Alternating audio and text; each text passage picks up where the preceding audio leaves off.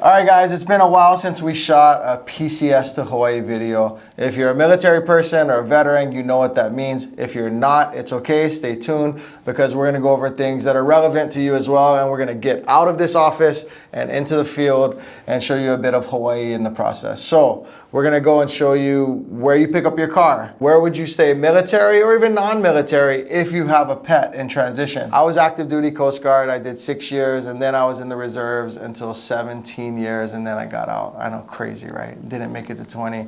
I decided to get out. I've shipped cars while active duty. You know, I've moved back home as a civilian because when I moved back home, I didn't have that last PCS move. It was years after I got out. I had to pay for it on my own dime and choose my own mover. So basically, I'm gonna dive into a buyer's consult of sorts. A little bit of housekeeping, couple disclaimers before we get into this consult, both on the computer and out in the field. One, I need to add one more person to the team. In a perfect world, a military spouse who wants to learn and grow in this field might be the perfect fit. So if that's you, reach out to us. Also, relocation real estate is a huge part of what we do. I'd even venture to say the majority. Reach out to us for your real estate needs, selling, buying. You need to convert your home on the mainland to a conventional loan so you free up your VA loan here. Whatever the complex situation may be, reach out to us. My assistant will call you back immediately if I don't call you back first, or someone from the team. Let's get into this buyer consult. You're on the mainland, you're coming to Hawaii, you have to do a couple of things. Ship your car, ship your household goods, get plane tickets. For military people, shipping your household goods, you don't get a choice of who it is, right? The government picks it for you, but for my non-military people, my local people moving back home from Vegas, I'm actively vetting out a couple of companies right now. Pretty soon I'm probably gonna come out and make a strong recommendation, but I just don't have that for you at this time. A moving industry is an industry where 4 stars is the 5-star review. There just aren't 5-star moving companies. Things get damaged, there's heavy seas, things happen. That's why I've been slow to, attach our name to a moving company. Shipping your car. For military members, you can ship one, but then you have to pay for the other. And a lot of people want to bring their car to Hawaii, and I probably recommend it. Cars tend to be more expensive here. You don't know, who's driven it, whatever. The $1,000 to $2,000 to ship your car here is probably worth it. I'd probably tend to choose whoever has the best rate. The way these things work is Matson's not necessarily selling all of the spots on the ship, so it's kind of like concerts at the blank amphitheater. But you go to StubHub, you go to Ticketmaster, you go to all these different places and they all sell seats. When I was shipping my car back home from California, I had been active duty, worked at the ports. I know the literal ships that my car is gonna go on. It's going on the same ship regardless. The same drop-off point, same company. It's going on Matson from California and it's coming back to Hawaii. As long as there was an accountability process and they were the cheapest, that's what I went with. So if you're shipping an extra car, do that. Plane tickets. I say fly Hawaiian Airlines. Now, if you have frequent flyer miles on United, Hawaii is one of their hubs, and there's a ton of United flights from the mainland to here, so I tend to fly United a lot. However, if I want that Hawaii experience, Hawaiian Airlines is unmatched. It's a great experience to come to Hawaii and kind of start that Hawaiian experience at the airport in California. For a lot of people, you're not PCSing from the West Coast or one of the Hawaiian Airlines hubs, but if you can take Hawaiian, I recommend it. All right, so let's say you're a planner and you were able to figure out the logistics to get your car here in advance and you time it so that it's waiting for you and you're not paying extra storage fees because you're landing within a day or so of your automobile getting here to the port. All right, guys, so we're here at the Matson Auto Terminal. This is where you come to pick up your vehicle. We're on this busy industrial Sand Island road. There can be a lot of traffic here in peak time, so when everyone's getting out of work like 3, 4 p.m. You're gonna get off of H1 freeway, come down Sand Island, and you're gonna drive in here, and it looks weird, right? Because when you drive in, you feel like you're supposed to go into this fence, but it loops around there. Your car is probably somewhere in this lot. They have these clipboards, you do your paperwork, you sit there, you wait in a waiting room of sorts. These people in these high-vis vests, they go out and grab your car. So they take the clipboard, row C17 or whatever, they go grab it, bring it to the staging area over here. You look at it and you're like, okay, is it damaged? Is it, scratched, whatever? And they say, well, if you were to find anything, here's this claim form and this is how you would go about it. They give you a free car wash voucher. You drive out over here and then you just hit the road and get to going wherever you're going, whether that be your hotel or your rental or the home that you purchased. It's really that simple. For me, when I did it took less than an hour. There's only a few people in front of me when I did it, but I could imagine it probably takes a couple hours at times if it's really busy. With no traffic, we're about 10 minutes from the airport.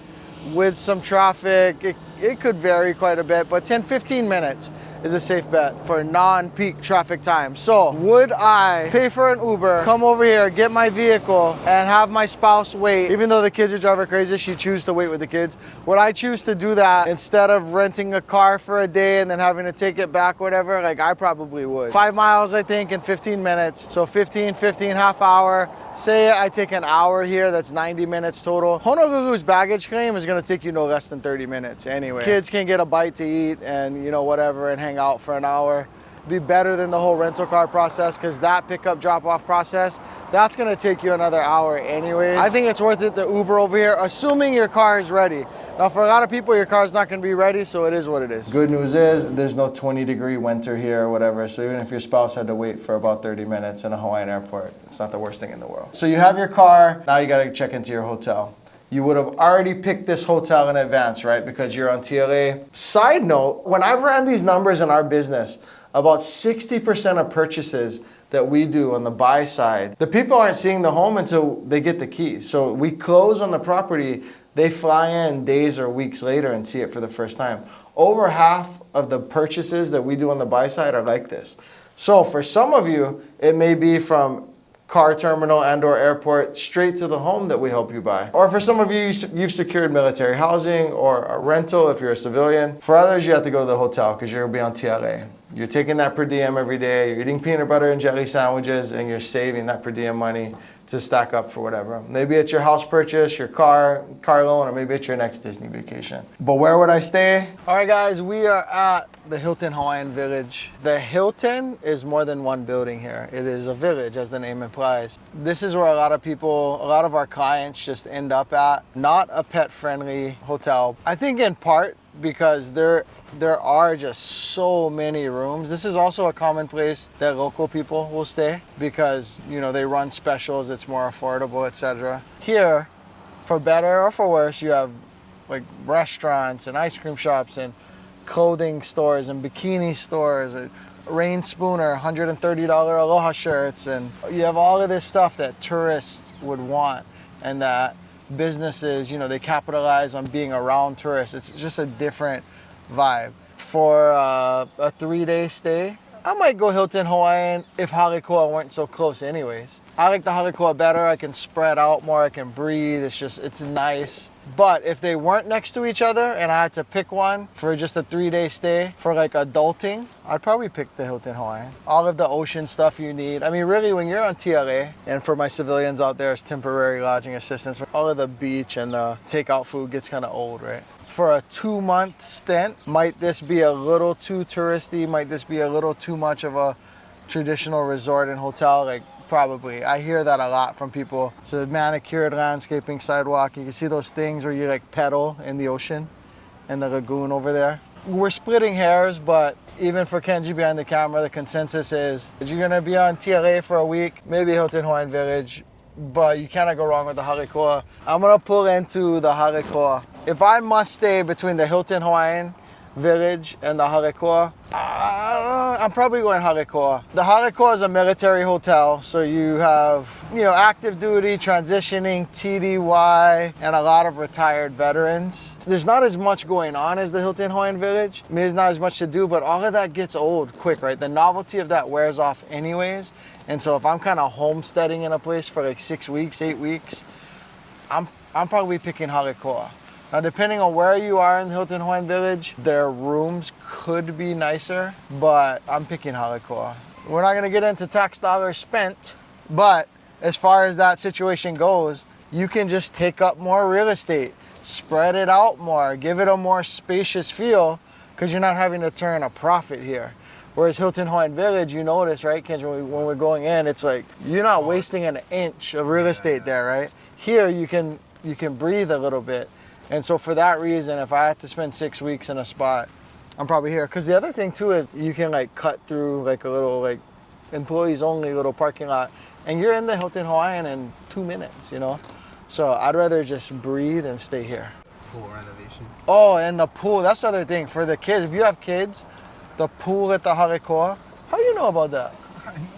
How you know? You know about hotels and stuff, huh? Like we, as local people, we will come down here and stay at the Harekoa just to get an escape. And the pool in and of itself is enough for us to choose this hotel. All right, guys, I'm standing here in front of the Surf Jack Hotel. There's really two places I always hear that people are staying when they have dogs.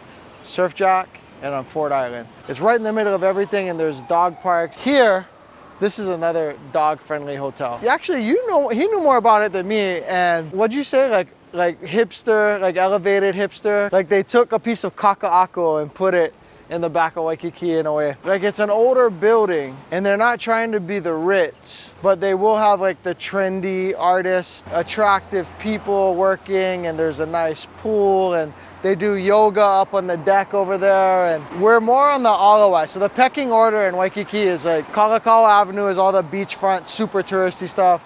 Kuhio is the middle street, and Alawai is like the outskirts, and you're going into Honolulu, like Makali and Mo'ili'ili, things like that. Things tend to be cheaper this side, right? If you wanted to find trouble in the evening, you could maybe get to it a little easier here, right? Come out of your hotel, be on Kuhio, FAFO, if you know what that means. For my civilians, non-military people watching, you might be traveling with your dog as well. Surf Jack may be an option. Ford Island, the military installation, is not gonna be an option for you. I'm gonna put this at the end of the video. We have this buyer consult questionnaire that my assistant typically goes over with you, or we send it to you and you fill out these questions. But some of the big things that we talk about when we're helping someone identify the neighborhood and or the home that's going to be right for them, it's kind of fourfold.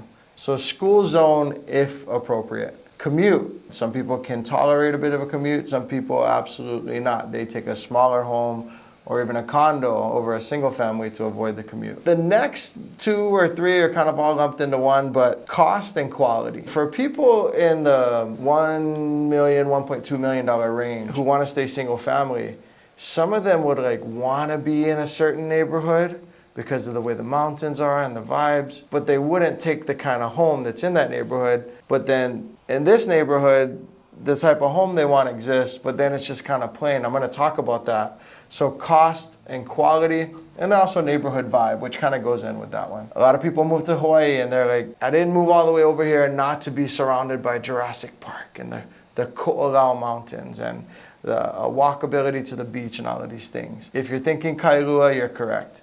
But back to the previous point, sometimes cost and home quality aren't in alignment with their wishes. So let's dive into those things. I've never actually seen a written rule that says real estate agents can't talk about school zone, but there is a level of like, I can't say this will be a good school for your kids, right? I can't say your kids will have a great experience here. Because fact of the matter is, some kids could go to a school that's deemed not as good and like super local, you know, for my military relocators and have a great experience. And then some kids could go to the private school and it's just mean girls. I would rather talk about that on an individual buyer consultation. Just to let you know, on our team, we have a younger guy who went to Mililani. I went to school in Ewa Beach. We have a woman who went to a private school, Mahe. We have a military spouse who relocated here with his family. His kids go to elementary schools here. My wife was an elementary school teacher here on Oahu. She's now taking a GS position with the Army. And so we have a mixture of experience, and we can talk about these different zones and how the school vibe may be. Two anecdotes. We did a podcast, Being Haole in Hawaii, on this channel. That guy went to the same school I went. When I went to that school, and when he went to the school, there were a couple of years that were like a war zone. I just had a handyman come to do some stuff at my house. He was 1 year older than me at the same school. And he said, yeah, bro, my freshman year wasn't too bad. But your freshman year, mine, he's like, those 2 years, which were his sophomore and junior, he's like, those 2 years were crazy. And so it really can just vary. If you're interested in the like, you know, Haole, and that's not necessarily a negative word. It doesn't have to carry a negative connotation. But if you're interested in the, you know, the non-Hawaii, non-local person experience here, we have two videos, being black in Hawaii and being Haole in Hawaii. And those might be interesting conversations for you to absorb. Let's talk first about commute. Okay. So if I were gonna be stationed at Schofield or Wheeler or Nicktam, somewhere in central Oahu, these are some of the considerations. You could live on the North Shore and have kind of a really islandy, cool local experience and still not have that bad of a commute. 22 minutes right now, 24 minutes if you go the other way. That's really not bad by Hawaii standards. Want to make it even better? You live in Mililani.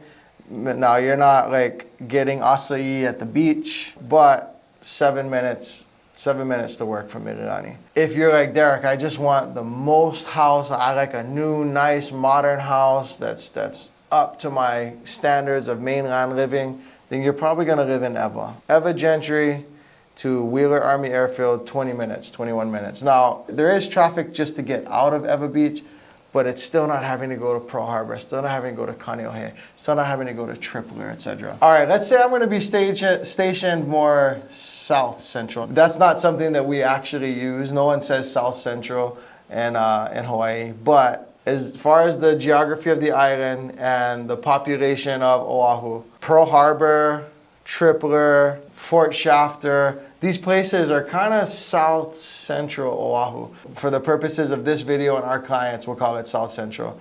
So if I were gonna be stationed Pearl Harbor Hickam, which airport, Pearl Harbor Hickam, it's all synonymous. Up the hill at Tripler, Fort Shafter. Let's lump in sector Honolulu, which is a Coast Guard term, like Coast Guard base in Sand Island. Let's lump in the federal building here in the Ala Moana area. Where would I live if I were stationed in those areas? I mean, Manoa would be nice, right? If money weren't a thing, Manoa would be great. Nu'uanu, up the Pali here. We did a video on this recently, so we could reference some Nu'uanu and some Manoa vibes, if you will. Those would be great areas to live, and your commute to these south central to town locations would be favorable. But to rent in Manoa, it's gonna cost you $5,000 plus a lot of times for a single family. It's not a place that BAH is typically going to cover. To buy in these areas, to buy in Manoa, to buy in Nu'uanu, you're getting up in the 2 million range. And so when we talk about the cost for that mortgage, even if you've done well and you're in your third or fourth tour in the military, or for my civilians, you're just further along in life, you bought a couple of homes and now you have a down payment. We look at loan amount, cost per 100,000 per month. So when rates get a little better, it'll be somewhere around $500 for every 100,000 that you're borrowing. Buying a $1.8, $2.2 million home in Manoa or Nu'uanu is just kind of prohibitive. So then, are you gonna go live in Ewa and Kapolei where you can use your BAH or use a mortgage payment to afford the type of home that a lot of people would want? Or are you gonna live in base housing? So are you gonna go to AMR? Prior to the water crisis, this is a highly desired area where a lot of people wanna live. Now, because of the water crisis, a lot of people have fled and or are not choosing to live there as often. Since our videos are evergreen and last for years and years to come, I don't want to make this a water crisis video. If you weren't familiar with that, or you just got your orders and you're tuning into this video, the naval fuel tanks leaked into the water table and caused fuel to be in the water in this military housing area. For that reason, I have friends that lived in there and chose to leave. I had friends that lived nearby, had no water problems, also chose to leave. But if you want a nice big home for your BAH, AMR is a strong consideration. There's also Schofield and Wheeler housing. If you're lucky or if you time it correct, you get onto Kaneohe Marine Corps base housing. That's a whole separate conversation. I'm gonna talk about Kaneohe next. If I'm stationed in this Pearl Harbor to town area where I would venture to say the majority, probably more than half of the active duty members on the island tend to be, there's a reason why Ewa, Kapolei, and Mililani are like the 3 most popular hotspots for our military relocators. Kailua is a place that people from the mainland just tend to want. We've done multiple videos on Kailua. I've talked about it at length. Almost anywhere in Kailua, you could walk to the beach. Kailua has like a little town square vibe to it. Has breweries, has places to work out and do yoga, has a Whole Foods, has a dog bakery with super cool people that we met. Venture to say one of the cooler coffee shops in the island. Like Kailua is just really cool. But does your BAH and or your situation land you in Kailua? Because a lot of times the math of that situation doesn't work. People end up in Ewa, Kapolei, and Mililani, paired with, that's where you get the quality of home. Now Mililani less so, but all of the new construction that's happened like since the 90s, the majority of that has happened in Ewa and Kapolei. By this point in the video, you're still with me, what you'll find is from my PCSers, a lot of roads tend to lead back towards Ewa and Kapolei. I'm gonna throw a caveat out there. If you want just the most square foot possible in a modern, like a 2000s and after built subdivision, you're gonna end up out here in Waianae, in Mairi, specifically in Sea Country. We've done videos on Sea Country. Maybe Kenji can pull up some B-roll, some footage of Ewa or Kapolei and Sea Country and put it side by side. They're kind of indiscernible. It looks like the same neighborhood. One is just further west and further into the commute. Maybe you wanted to be in Kailua, but you need 2,500 square foot and your BH is only 3,500. It is what it is. You're out there, right? For the people who are not as much dictated by the BH levels. So maybe you have a spouse who works and earns at a high clip. You know, for whatever reason, your investments have done well, you have family money, whatever the case may be. Like, BH is not our limit. I would say just enter into a non-PCS conversation, right? They're looking at condos in town. Like a guy that I coach basketball with, he's gonna be looking at condos in town that are of a much higher level than your typical BH rate. They're also retiring soon. So they're gonna be transitioning out of the military into life in Hawaii, and they prefer a condo in town. We've helped quite a few people PCSing move to Kailua. Now, I know this whole time I've kind of been like, oh, Kailua's out of the picture for you because of BH. Well, the fact of the matter is you can get a condo, or you can get a townhome in Kailua. Again, multiple videos on this, but in the A'uloa area near Kailua town, there are multiple townhome communities. You know, Windward Passage, Windward Harbor, Hokulani. These are places where you can sacrifice a bit of square footage and get that Kailua vibe if that's what you want. Lesser known is the base housing on Fort Island and in Aiea in Pro City. So there is base housing here in Pro City. There's also some here in Aiea. As soon as you come across out of the Salt Lake area and into here, there's base housing here. I should say not base housing, but military housing. One way to know, look at the roads here. Moanalua, Lokowai, Pahemo, Hikaha. And then if you turn into here, look at the road. McGrew Loop.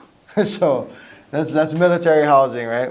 You have a large population along this trail that runs back here of people living in tents, etc. So would I prefer to live there? Wouldn't be my number one choice, but in terms of commute into Pearl Harbor, it's a good one. For other military housing and on-base options, Fort Island. There's temporary lodging in Fort Island, and then there's base housing options in Fort Island. I think both are amazing. I've stayed in Fort Island on vacations. When I was stationed in California and I came back home for a visit, we got a hotel on Fort Island, and you're quietly tucked in the middle of everything. If I zoom out on this map, so that's Fort Island, like you're 15 minutes into Honolulu, you're right next to Aiea. There's a mall and shopping and food, and you jump on the H3 and you're over to the east side. Like Fort Island, even if I were stationed in Kaneohe, I could consider Fort Island because it's just in the middle of everything, but it's quiet, it's serene, it's tucked away. It's a unique experience.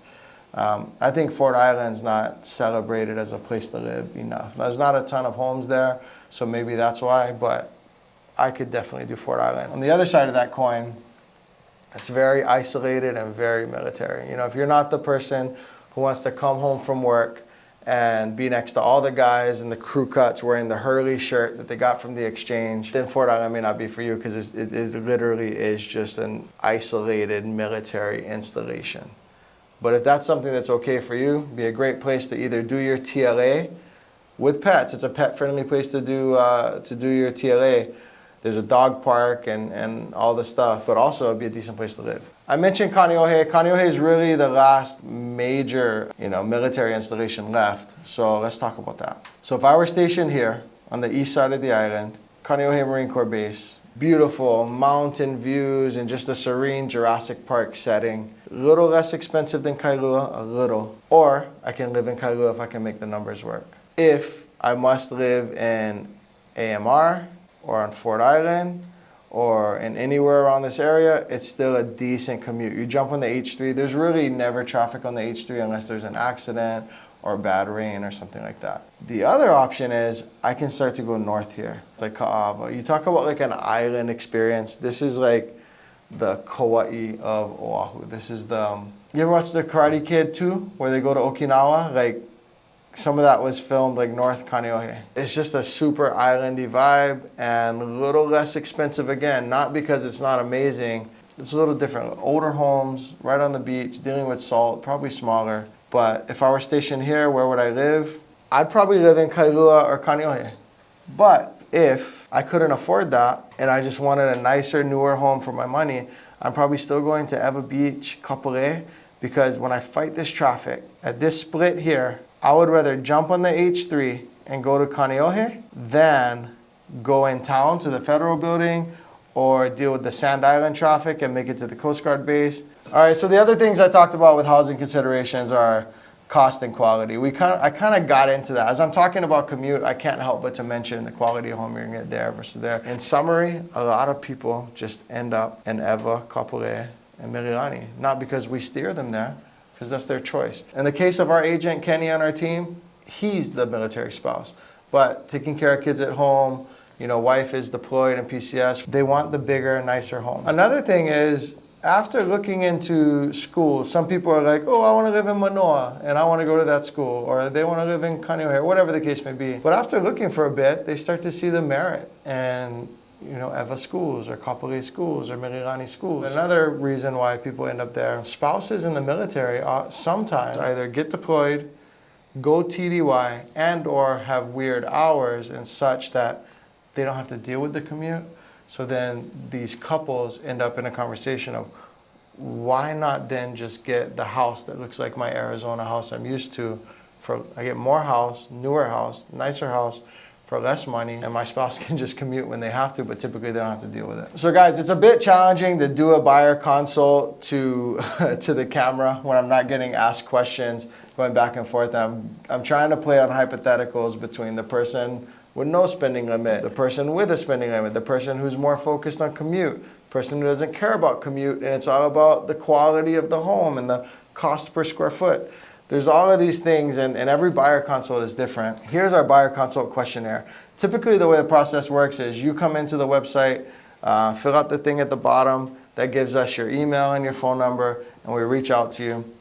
You can also call us. 5 days of the week, we have a full-time assistant who will call you immediately and run through these questions. All right, guys, I know that PCSing can be difficult. You need to move pets. You need to move vehicles. You have to deal with the transportation and travel office. Your stuff may get lost. You're trying to get on the base housing list, or you're trying to purchase. That's where we really thrive. That's the whole reason for us making those videos. We want to help you purchase in Hawaii. We want to help you restructure your loan on the mainland so you can free up your VA entitlement. We want to talk about interest rates. We want to talk about the style of home, the neighborhoods. We grew up here. Is that considered a PCS when you go to MEPS and go to boot camp? Whatever the case, I flew to boot camp, flew into Philly and went to New Jersey from here. One of our agents on our team, he's a military spouse. Actually, our other agent is about to be a military spouse. We get it. First, thank you for staying with us this long. Make sure to subscribe, hit the notification bell, all that good stuff. Go to coreteamhawaii.com, go to the bottom of the page, fill out the contact form. My assistant's gonna call you, or myself or someone from the team's gonna reach out. Go through that questionnaire. Thank you for your service. Thanks for reaching out to Core Team Hawaii.